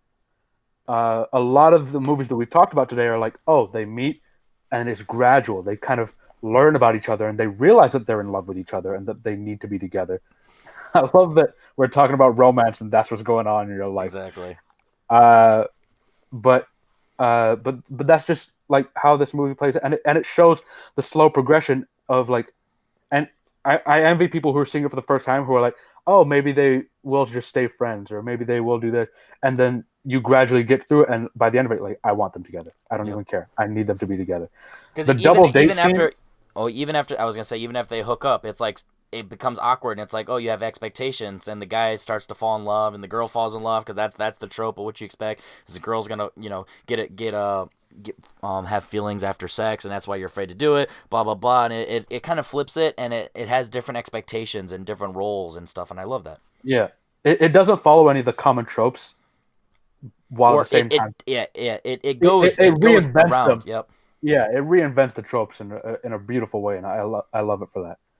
And yeah, so this is the movie that, like we keep saying it, so you can either fall in love in one day, or you can fall in love over a span of years and take your time of the friends with benefits concept, or the can friend men and women, all that stuff. So it just shows that let it just be natural, whether it's one day or it's years down the road. It is what it is. So I definitely love that. This is probably like my 11, to be honest. Like, it's this and Her, probably the two where it's Yeah, yeah. like these are the two on the cusp of probably This top is one 10. of the So ones I was like, Henry will probably have this and Her on his list yeah, for so sure. I'm So glad we have different lists, but I'm glad that we definitely can share love. Two grown men with beards showing love for romance movies in our own way. I love it. happy My Valentine's Day. number 2. What did I say about Moonlight? Can't have Moonlight without La La Land. Here we Oh my go. god! Back to Don't back, even. Oh my baby. god. Okay. All right, so there's not much I could say about La La Land that's different, but similar to A Star Is Born, you don't appreciate the chemistry and the romance between these two until the ending. And everyone's seen La La Land at this point, so I'm going to talk about it. You have the scene of the flashback, the what if, in a sense, and it's heartbreaking because stuff happens, dude.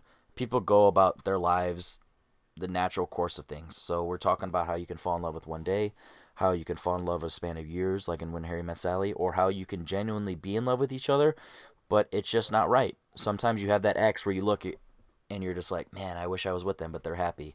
Or you're like, oh, I wish I could be with them, but just now's not the time. And it's kind of both with this at the end of the day. And I love at the very end, it doesn't take the cheesy route where like, oh, they both dump their significant others to be with each other. It's they give the look, they're like, it's okay. Like, it is what it is, you know what I mean? That's we made our Hmm. choices, you got to live with it. We love each other, but it's just how it goes sometimes, and it's just the more realistic approach, and I love that, to be honest. And the chemistry between the two is fantastic. One of the most underrated like points of this movie that's so romantic and sweet, when she leaves Hollywood and she goes back home and he gets the call for the audition and he finds her and she's like, how did you know where I live? And he's like, the house next to the library. Something that she said months As like ago in the throwaway relationship line. as a Yeah. throwaway line, and he remembered that. That is so romantic, but it doesn't make it cheesy. But if you know, you know what I mean? It's one of those things where like if you're a hopeless romantic or if you're just a sweet person, you remember that little shit. Like I don't remember if it was a podcast I was listening to or if it was a buddy I was talking to, but they're talking about how one of their friends' girlfriends literally just writes down little things when they're talking to their friends and stuff. So when it comes to birthdays or stuff like that, they know exactly the stuff that you like and the little throwaway lines, and they get you that as a gift. You know what I mean? And I think of that line as like that, where that's just who you are as a person, and like you can think he's a dick and they're doing their own thing. He's becoming a superstar, kind of like in As a Star Is Born, for her. She is having the courage to continue with her acting career, even though she wanted to give up because of him. You know what I mean? Like they just build each other up. But sometimes shit happens, and that's why I love this romance, and that's why it's always gonna be so high for me. It gets me as a romance movie, as a comedy movie, as a musical. People think, oh, it's not a musical, but it's like I love it. I like musicals, and I love this movie, so I can like this movie as a musical. So La La Land, there's not too much I can say about it that adds to it, but I love this relationship, the chemistry between the two, Gosling and Emma Stone. They've been in other movies, it's there, but I love this movie. So you rolled your eyes when I said La La Land. Why? I really don't like La La Land at all. Ah,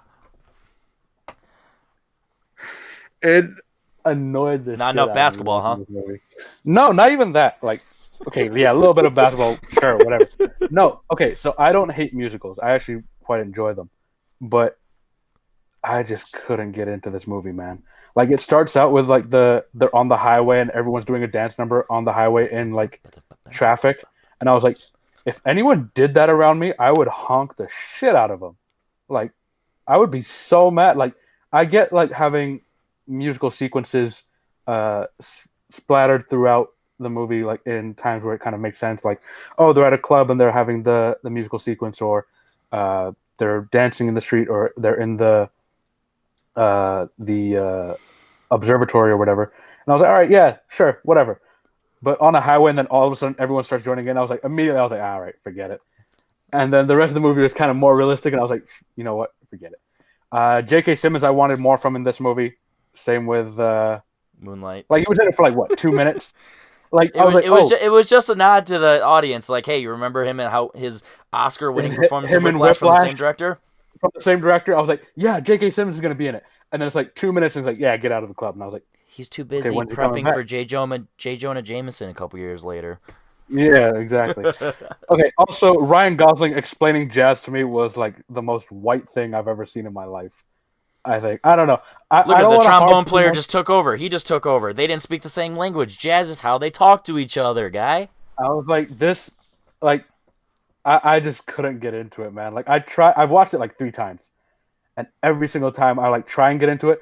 I can appreciate their performances. I appreciate the romance behind it and the general story, but I just can't find myself enjoying it ever. I don't know what it is. Like, it's just something about this movie. I just like watch and I'm like, nah, That breaks my I heart. just, I just can't get into it. Uh, I will say though, when you said Ryan Gosling and Emma Stone in a movie, I was like, oh, he's gonna say Crazy Stupid Love, because that's the correct answer when you're talking about a romance between the two of them. That's like number 13. All right. Yeah. See, and I was like, all right, that's the one he's going to talk about. But no, you went with La La Land. Fuck it. What's Just your move number on. two? What's your number two? Okay, so I gotta say this. My number one and number two, I was gonna switch, because on any given day, if you ask me what's my favorite movie, it's between these two and a third one. Okay. Uh, so like it just depends on like the day. But today, because of this list being more romance, I was like, all right, I'll put this number two and then the other one number one. I put Rocky, the original Rocky, as my number two. Okay. Are you gonna let me have it? No, Or I'm gonna let you have it. But okay, on this one is even more of a stretch than Wonder Woman. But I'm gonna let you have it. I'm gonna let you have it. But Rocky okay, Rocky is up there for me in terms of all time movies. So I'm not gonna diss the movie. But when it comes to the romance, number okay. two is a So stretch. But let's go. here's Let's hear it. here's the Sell reason me. why, and I thought about this as well, because I was thinking about yeah, it's definitely more of a come, or like kid from Underdog. nowhere coming, Yeah. underdog story. That's the word, underdog story. But when you think about it, the end of the fight, who is he calling for? He doesn't care what the result is. He's calling for We Adrian. tried. We did it. The skating scene where they go on a date together, how they're gradually, how Adrian gradually opens up more to Rocky. She's very shy and recluse at the beginning, but then because Rocky keeps talking to her, she's like the one, you know, person. They're the one person in each other's lives that they're like constantly trying to bring out the better Yeah, of the even other Paulie's person. like, you're stupid, Bob, but don't call her stupid. You know what I mean? Talk. You know what I mean? Yeah, like Just her being Paulie's no confidence. in this movie, he's definitely shitty, but like it comes from a place where you're like, all right, yeah, you understand where he's coming from. Yeah. But you see him being shitty to Rocky, you see him being shitty to Adrian, and then all of a sudden there's the I want to say it's Thanksgiving or Christmas scene. Thanksgiving.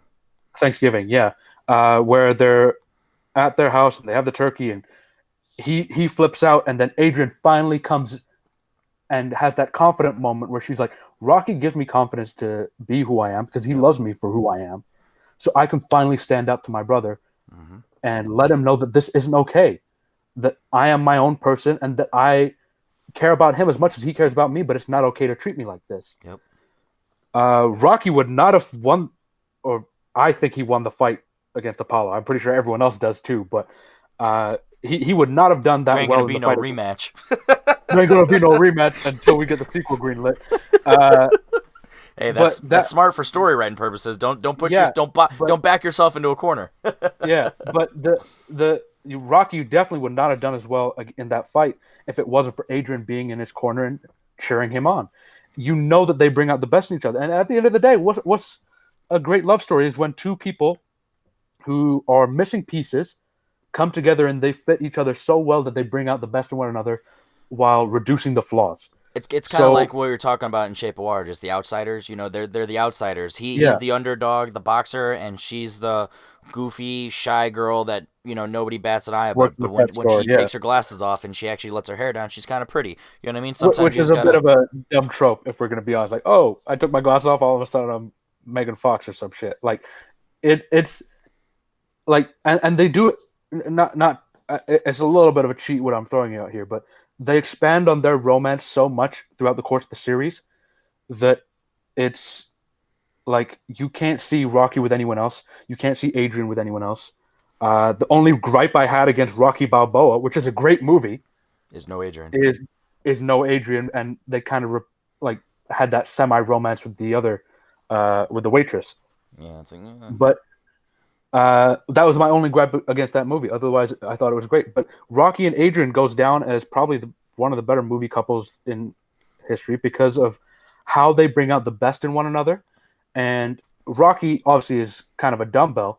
Adrian is always there as the more as the more smart of the two, helping him to make sure that he can be smarter. She helps him in ways that he can't necessarily provide, and then he helps her in ways that she wasn't as confident in providing as it's kind well. of like what you were saying about like how you're gonna cheat. You're gonna talk about the other movie. It's like in the second one, she gives him the confidence, or kind of like gives him the edge to like pursue commercials and acting and like Exactly, be yeah. more than just a boxer getting beat up, like making a business out of Like it. And then obviously in she three, she he allows becomes a him to be superstar. better.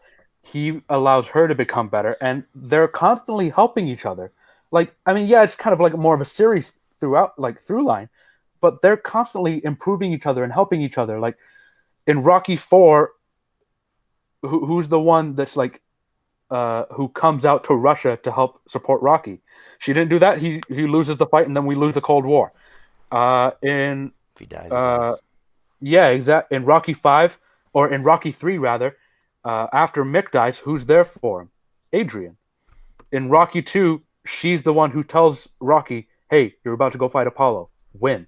Like it's Yep. one of the iconic lines of that movie. Even though it's a great movie, she looks at him. She's like, "Win," and he goes out, and what does he do? He fucking And then wins. even in Like, Creed, Adonis is like, you ever thought about dating? There's no one else. I'm married. You know what I mean? He just shuts it down yeah, because of like Adrian is all it's he immediate knows. because you know that they basically share the same heart going forward. And when they had this, the scene of when the Creed trailer came out and it showed the two tombstones next to each other of Paulie and Adrian both buried next to each other, I lost it in the trailer. Like it was just a trailer, and I already lost it. I I was like, love the nah. Rocky series, and it's because at the core, it's a boxing series, but you It's a have boxing Rocky series, but and you have the Adrian. relationships take Yep. the first step on it. Like Yep. it's more of a relationship movie than it is about boxing. Like the boxing is there and it's great, but the relationship between Rocky and Adrian, and then in the Creed movies between Donnie and Tessa Thompson, that's what takes the front and center. Yeah. So, I mean, you can knock on this movie not being a romance movie all you want, but I give it this to is you. a You sold romance. me a little bit. I don't know about number two. We're Yeah. gonna have to talk about that one later. But you sold me on All right. on giving As it to you. long as it makes the list, I'm all right. All right, so I'm gonna go with my number one because it's already a movie I've talked about. We talked about it at length with movies with numbers in the title. This is a movie that's one of my favorite movies from high school, so Oh, it's okay. always gonna have that. I love this movie. I love the romance, even though at the beginning of the movie it says this is not a love story. But 500 Days of Summer is one of those that I just connect with deeply because I've been Joseph Gordon-Levitt in real life. You know what I mean? You sometimes you need to take a step back and you need to evaluate the situation from the other perspective. Like maybe you're only looking at the good in these scenarios. Actually look at the bad or possibly look at the realism of these scenarios. So sometimes it just helps you grow as a person and as a lover. And this movie, she didn't do anything wrong technically.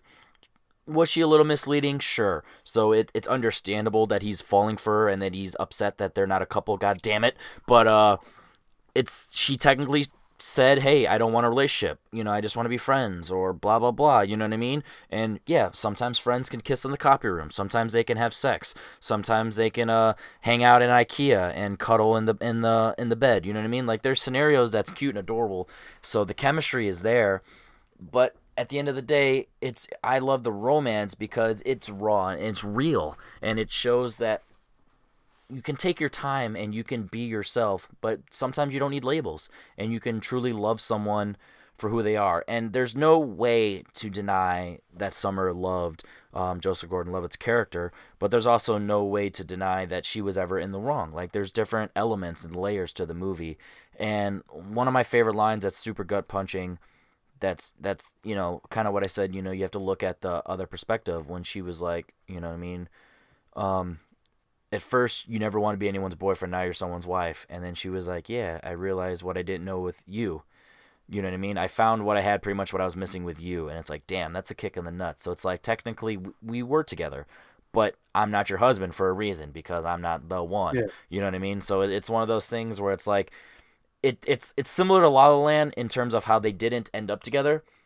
But in this one, it's they weren't meant for each other, whereas in La La Land's, just the stars didn't align. You know what I mean? For them to end up each other. So that's why I think that they're a nice little combo for me, because the ending is similar, how it's not a happy ending, but also for different reasons.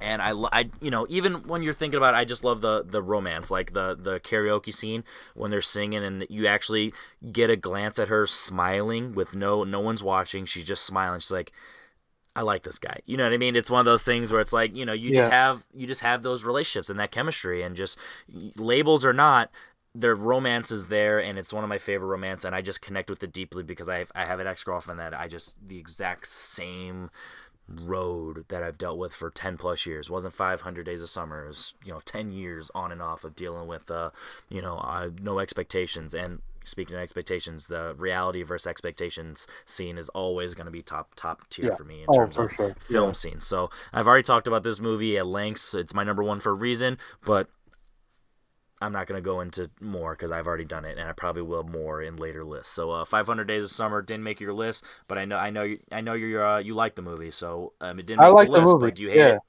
being number one? I'm surprised it's number one, but I mean, looking back at the list that you had with the numbers in the title, I guess I'm not fully surprised. Like I figured it was going to be on here, but I thought like maybe top five. But again, I kind of said this 2 weeks ago. I think it's a good movie.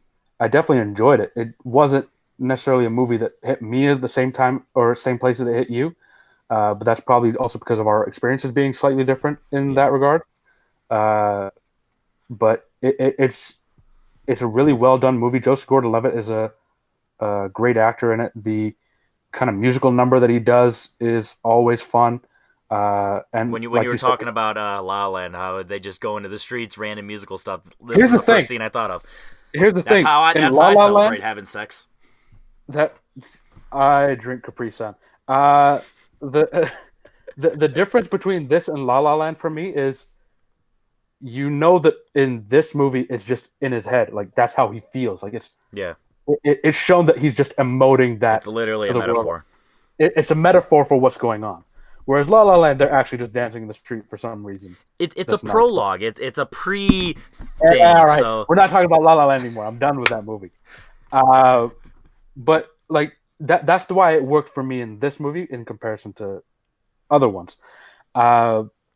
And again, reality versus expectation scene is probably one of the more brilliant pieces of cinema in terms of what they thought about and like how they put it to screen. It's done so well. It's heartbreaking. Perfect song choice of a song that I never in a million years would have thought, but it just everything works. Like that scene in particular, if you just show me anything from the movie, that scene, I'd put it on this list for sure. It's just the rest of the movie where it kind of lost me a little bit in parts. That's fair. But that's just that's why we have multiple lists. Otherwise, it's just kind of like, all right, well, we agree on shit. Absolutely. And speaking of multiple lists that are different, this movie is finally the one that we had in common. The only one we had in common. The only one we had in common. Let's go ahead and talk about your number one. Oh my god, man. I love My number 8, your number 1. The Princess Bride to me is the closest thing to a perfect movie that has ever been made. Ew, is this a kissing book? Is this a kissing book? Like if you go through the entire cast, you could not replace any one of them with someone else, I don't think so. and it worked the same way. They had that thing on what was it last year? The like a bunch of different actors reading certain parts like virtually, and then they put it all together to make one movie. Uh, I think it was on Quibi. Like they had like a Princess Bride like rereading or something, and I thought it was nice, but it doesn't have the same magic as the original. I mean, Chris Sarandon is great as the antagonist. Uh, Obviously, Rob Reiner again directing the Six Fingered Man is such a beautiful like add-on. Like it's just like, do you have six fingers on your left hand? And it's like, no. And then it was funny when he Like, was asking, he's like, "Do you happen to have six fingers?" That's a weird way. That's a weird thing to that's ask a somebody. weird way to introduce yourself. Little quirks like Or that. It's just it's so like funny. the little quirks in this movie. Like I don't plan on getting married, but I've already told my girlfriend, like, if you ever trick me into getting married to you, we're getting someone to run the wedding the same way that they run the wedding at the end, where it's like marriage, because that to me was, it's such like, you don't expect, you're not sure what to expect in any scene of this movie because it's so random, but it like flows in such a beautiful way. That it's a fairy scene, tale. it's a fairy tale, but that scene, every time it comes up, I burst out laughing, like belly laughing, because it's so shocking. It's so funny, and the torture chamber or the pit of despair is so good, and The like stuff you do for love. You know, she's like, don't hurt. She literally was willing to give up herself to go back to Humperdinck just so he won't get hurt because that's how much he loves him. And then he became the Dread Pirate Roberts because how much he loved to get back to her. You know what I mean? He did what he had to do for love. And what, 5 years later, he was a Dread Pirate Roberts for 5 years. The separation for 5 years, and the love is still there. And he was just a farm boy to her. As you wish is going to be is one of the most romantic things you could say to someone in context. I say that on a like every other day. And what he was really saying is, I love you. Like, that's so cute. The grandpa. And then great job. Here's the thing: the whole aspect of the romantic side of it is told through the fairy book story. Mm-hmm. But at the end of the day, it is also a love story between the grandfather and Fred Savage. Yeah. Like him saying, "Oh, can you come back and read it again tomorrow?" Yep. And then responding with "As you wish" is one of those things that like you look back and you're like, this is a perfect movie. Also, Robin Wright's first movie that anyone ever saw her in, which is like incredible, that she went from this and then immediately after went to Forrest Gump, and that was like her two first movies. And she became president. And then she became president like a few years down the line. But no, for me, there's nothing in this movie that is something that I don't like or even like less. Billy Crystal as the old wizard, the Miracle Max character. If I ever meet Billy Crystal, that's the one thing I'm going to quote to him is like, I'm going to give him a MLT, like a mutton lettuce tomato sandwich. And I'm like, the mutton's nice and lean. And that's all I'm going to say. And he's going to know exactly what I'm talking about. Like it's such an iconic movie. Andre the Giant is... Anybody want a peanut? Like it... Like literally, I'm going down the list of everybody in this movie, and I love everything that they did in it. Like literally everything. Inconceivable. So I don't think that word thinks. I don't think that means what you think it means. I don't think that means what you think it means. Also, we haven't even mentioned Inigo Montoya and his love for his father. Like on every character in this movie has like that love storyline to them, or of the main heroes, anyways. Where it's like, okay, this person, or you know. Wesley loves Robin Wright's character of Buttercup. Buttercup obviously loves him back. Inigo Montoya loves his father. And Andre the Giant's character, Fezzik, basically just loves his friends. Yep. Like, it's one of those things where it's more understated, but it's just there.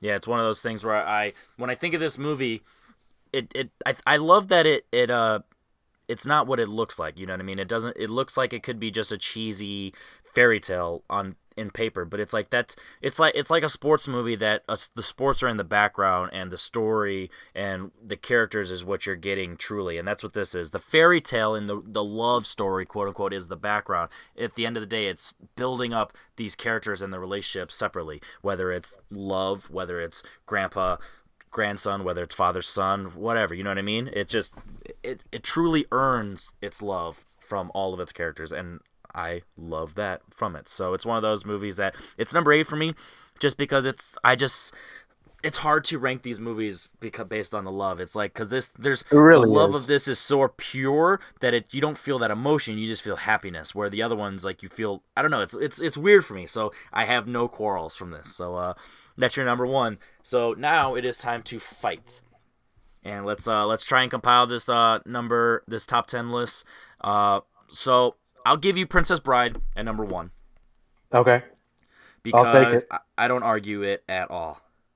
Now, that's the only one we had in common, so I guess that's why we had to go from there. So, Yeah. I know for sure you don't mind 500 Days of Summer and you like Moonlight. So now that I talked about Moonlight as a romance Eternal movie, Sunshine of the Spotless Mind too. I would yeah, put on that though that's a because little that's a that little was an lower. honorable So, mention for me. yeah. But like, I would definitely make sure that that was on the list for sure. So, I know for sure on my end when Harry Met Sally, her and well, Crazy Stupid Love didn't make the list for either, but it would have been in theory. So her and Yeah. When Harry Met Sally are two that I would 100% be like, yeah, those should be on my list. So Okay. are there any other ones from mine that you're like, yeah, I would concede that if I had to do a rewrite, I would add that, or is it one of those where Moonlight maybe 500 Days of Summer the only two? No, I definitely put those two on, and now I'm trying to remember So the I'll rest give of you a the. quick recap. I had 500 Days of Summer, La La Land, Moonlight, A Star Is Born, About Time, It Happened One Night, Before Sunset, Princess Bride, obviously, Eternal Sunshine, and Some Like It Hot. About Time, I would definitely put on there for sure. Okay, so And I still haven't seen It Happens One Night, but based on how you've talked about it in the two shows I've been on and your message to Kirk, I'm not going to argue you putting it on there either. hell yeah. Okay, so now give me a rundown of yours again, so I can Okay, so I decide. had Princess Bride, Rocky, Harry Met Sally, Crouching Tiger, Hidden Dragon, Shape of Water, Love and Basketball, Her, Groundhog Day, Wonder Woman, and then Stardust. All right, so I'll definitely for sure give you When Harry Met Sally, and Her. Um, I would be cool doing Rocky just because but lower only because we're kind of doing it as a That's fair. overall series. So Yeah, I would give you Rocky, but at towards the end. that's fine. Um, I can take that. Love and Basketball is one that I hadn't seen, but the way you described it, similar to what you said about It Happened One Night, that I'd be willing to give you that one. Okay. Um, so now is there any one for sure? So we have two spots left, 9 and 10, that I would for sure Sorry. give you. So go ahead.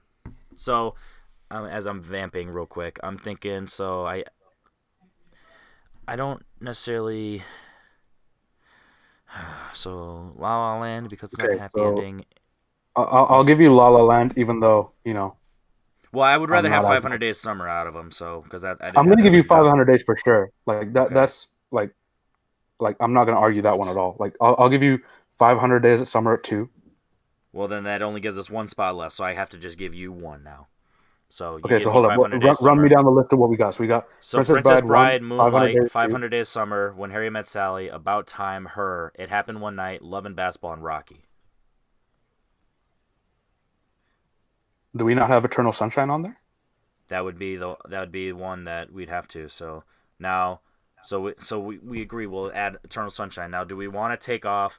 So of my lower ones, either Eternal Sunshine. No, we're gonna keep Eternal Sunshine because we agree.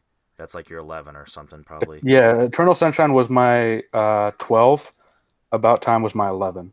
Okay, so yeah, so we'll So have those to add two a are little. right on the cusp for me. Yeah. So I'd be more than okay with adding both of them in. Okay, so is there any on your top 10 that like adamantly like, hey, I'm vouching for this 100%?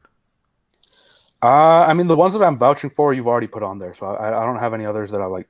you have Okay, to so have. I'll read technically the 10 in no order, just with the 10 that we have written down, and see if there's anyone that you want to fight for. So we got Princess Bride, Moonlight, 500 Days of Summer, When Harry Met Sally, About Time, Her, It Happened One Night, Love and Basketball, Rocky, and Eternal Sunshine. Yeah, I'm good with that list, honestly. Okay, boom. Like So that, a lot with easier no than I thought it order, would be. huh? With no order, unless we're arguing No, about no. number The one. order, We're the order is talking what we're gonna Princess say for the edited show. So that is the Bride. Okay. list. So if you made it to this far, almost 2 hours into this episode, you definitely earned the right to know the 10. But we are going to do the full order on the Thursday show. So with that being said, I'm Henry Confidential. This is the new open style of 10 with Friends. So this is part 1. And this is when we kind of behind the scenes talk about these movies in detail and our love for them for the given topic. We went a little off topic talking about the films in more whole, but we tried to stick to the crux of why these are romantic movies and why we chose them. So we went on and we talked about our list, and then now we decided what the 10 will be, and the order will be revealed Thursday. What are your thoughts on this format? This is a 2-hour film talking about pretty much 20 separate movies. That's why it was a little longer, even though it was just 2 of us, because we only had one crossover with Princess Bride. So I'm actually not hating the 2-hour concept. So what are your thoughts, and what are your thoughts on how the part 1 and part 2 will work together for future reference? I definitely thought we were gonna have a less time thing, but yeah, no. Sorry, I'm being called away. That's all right. We're pretty much done. So it's just the send off. No, I really enjoyed this. This was, a long process, but it was worth it to make sure that we got it right. Absolutely, and definitely a work in progress. The show once part 1 and part 2 come together, it'll definitely make more sense of why we're a little more casual with this episode, because there's gonna be a lot of effort put into part 2 and the edited episode. So with that being said, I'm Henry Confidential. That is Madi Raymond. He's got to go, and I appreciate the one person that was watching. I don't know if it was you watching on the phone or if there's actually someone watching, but shout out to you guys and anybody who watched this on the replay. I appreciate it. This is 10 with Friends, and this was the top 10 romance films. See you guys in the edited episode, and see you guys next week live.